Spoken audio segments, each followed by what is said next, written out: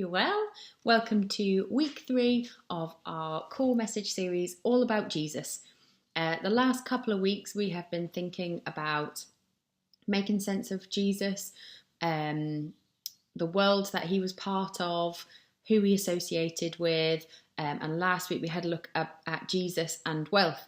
It's also been really nice to have a couple of messages back and forth with a few of you about those last couple of weeks. I love that interaction and the reflections people have and thinking it all through. So thank you so much to those of you that have done that.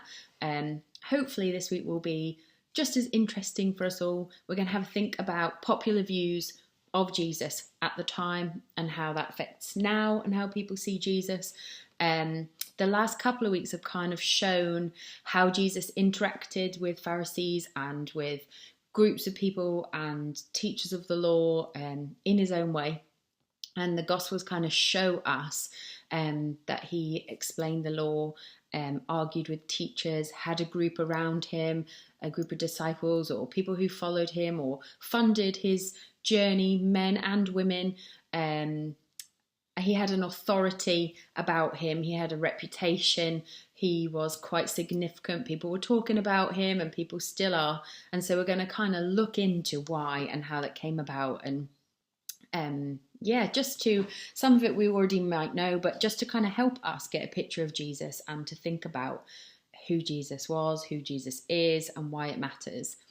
So we're going to have a look at a few different ways that people saw Jesus. This is not a conclusive list. You might be able to think of more things. That's okay. Talk about it in your groups, write stuff down, have a think about it. I'm just going to look at a few different ways that people saw Jesus or see Jesus. Because I know and you know that often people may see you in many different ways. There are many different ways that people may see you. Their interaction with you, their experience of you shapes how they see you. So your friends and family might see you in a very different way to how your work colleagues see you, who may see you in a very different way to how your children see you, who may see you in a very different way to how that stranger in the street saw you when you interacted with them. Tabloids talk about celebrities or politicians or criminals or all these different people in maybe a very different way to how those that know them really well would speak about them. And in the same way, Jesus had many different people seeing him and speaking about him in many different ways. And still to this day, there are still many different thoughts and views and opinions on Jesus. People speak about him very differently. Some people saw him as difficult. Some people saw him as not playing the game and not fitting into neat and tidy religious boxes, and that infuriated them. Some people argued that he was blasphemous. Some people saw him as kind and somebody who really saw them, one of the only people maybe in society who really saw them. Some people saw Jesus as a healer. Some people saw him as a threat. There are many different perspectives to how people saw Jesus. And often Jesus was perceived in the worst ways by some of the most religious people. And that's really interesting to me. I think I've said it a few times, but it just fascinates me that those who were seen as respected within kind of the faith community and maybe the ones who had the harshest words to say about Jesus and who he had the harshest words to say about. It's interesting. So we're going to just take a look at a few different examples of how people saw Jesus. And one of those examples kind of starts with John the Baptist. There is a passage in Mark, so Mark 8 verses 27 to 33. You're welcome to pause, but I'm going to also drop in a few passages for you to have a look at in your own time, really. So jot them down as we're going through, have a read through. Whenever we deliver these core messages, it's not to all be consumed and then, in one go, just when you watch it and then never thought about again. I'm hoping it will just be in your memory that throughout the week you might go, oh, actually, I remember from that core message this, and this has happened in my life today. So I'm just going to go back and read that verse and go over that again and unpack that a little bit more. So I'm going to mention a few verses and just jot them down, and when you have the time, go over them. But yeah, we're in Mark 8, verses 27 to 33, and that's where you can read about John the Baptist. And John was someone who had his own reputation, so like Jesus, he had his own reputation in his community. There was a mystery around John. He was often associated with the prophet Elijah, and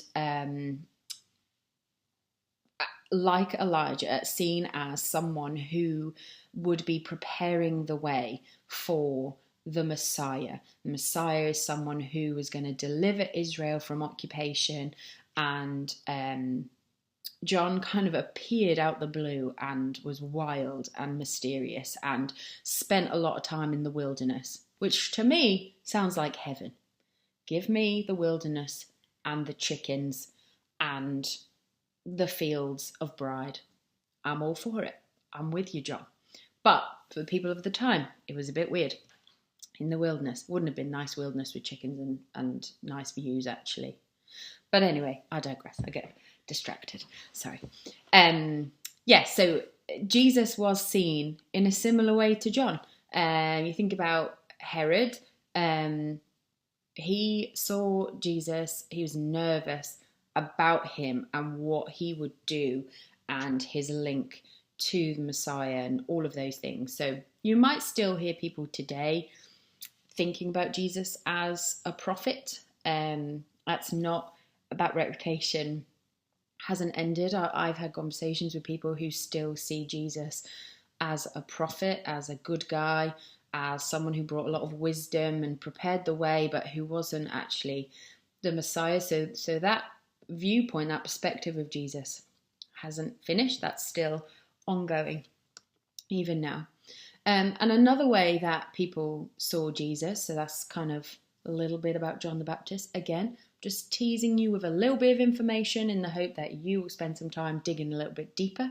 But that is one way. And another way was that they saw Jesus as a miracle worker or a healer. Again, this is not going to be new information to you, I'm sure, but there is evidence within the Gospels that followers of Jesus, disciples, crowds of people, people who oppose Jesus even, people of influence, they all acknowledge to this, that Jesus had healed people, Jesus had done miracles. There's a lot of evidence for the miracles of Jesus. So some passages for you to write down. Again, it's not exclusive, there are many, but just a couple that I've picked out. This is Mark 1, verses 32 to 36, Matthew 14, verses 1 to 2, or read a little bit more, Luke 23, verses 6 to 9. So for a lot of people, the miracles of Jesus are what established his reputation and his status. They are the most significant thing that people were talking about. There was a buzz around it and what he was doing.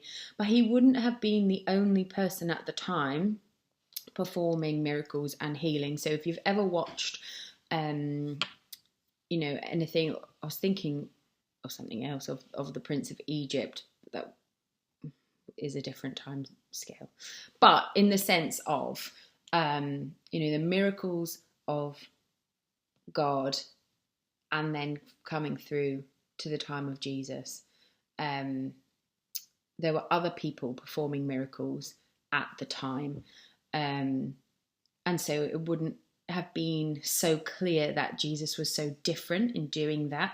They had been doing things like that for a long time.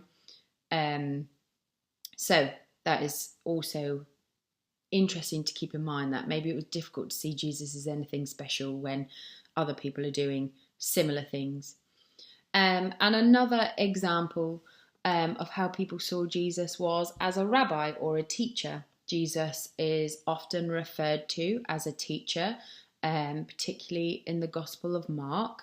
I've often actually heard people teach in a sermon that Jesus was a rabbi, but Jesus didn't have any formal training as a rabbi or an ordination or anything like that, but he did accept people calling him teacher, and he did teach others. So think about the story of Mary and Martha, and Mary sitting at Jesus's feet and being taught by Jesus, learning from Jesus. So there's evidence that he did teach people. And all of these ways in which people see Jesus are helpful for us now. Like with different images, I hope you had a little look at different images of Jesus and different ways through art that people kind of put Jesus out there and what he looked like. And I hope you had a look. There's some really beautiful pieces of art and really diverse pieces of art. And in the same way, these little glimpses of how people saw Jesus at the time are still helpful for us now, significant and important. And Jesus, I think, is aware of what people were saying about him and all of the rumblings going on for a lot of years about who Jesus was, or if he was the Messiah. And then you see him ask the disciples, but who do you say that I am?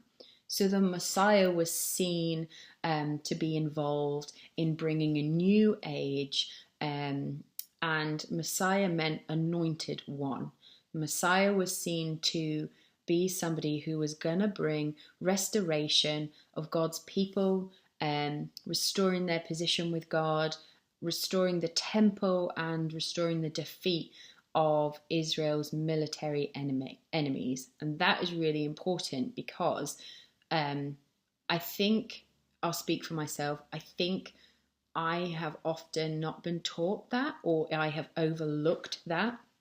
And that was significant at the time and for us now, because military enemies is often seen as a group that kind of brought oppression and violence and war and all of those things. And I often don't think about that much when I think about the Messiah coming. It's often, obviously, for us linked with salvation. And I think it's important to also bear in mind what it meant for people at the time of Jesus. Being anointed, so the word Messiah, being anointed, was also often covered people like kings and priests and prophets. They were anointed. So again, that's really helpful for me anyway, to understand a little bit about why people didn't just immediately understand and accept who Jesus was, or who we think Jesus was. It baffled me when I was younger why they couldn't see who Jesus was. But actually, knowing other people at the time were doing miracles and healing, knowing there were different views of who Jesus was, knowing the word Messiah covered a group of people, it actually helped to understand why people were a bit more like, oh, is he, isn't he? It wasn't, so clear maybe when there was a lot of that talk going on. It helps to understand how this rumbling and talking was existing. So that's just hopefully some helpful context why there was a lot of talk and confusion about who the Messiah was.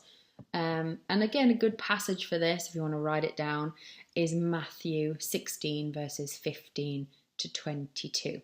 Helps us to see that at the start of the passage, Jesus has a strong affirmation of Peter's insight that the disciples think Jesus is the Messiah. And Jesus himself knew what that meant, maybe more so than the disciples did. Jesus knew that his messiahship meant suffering.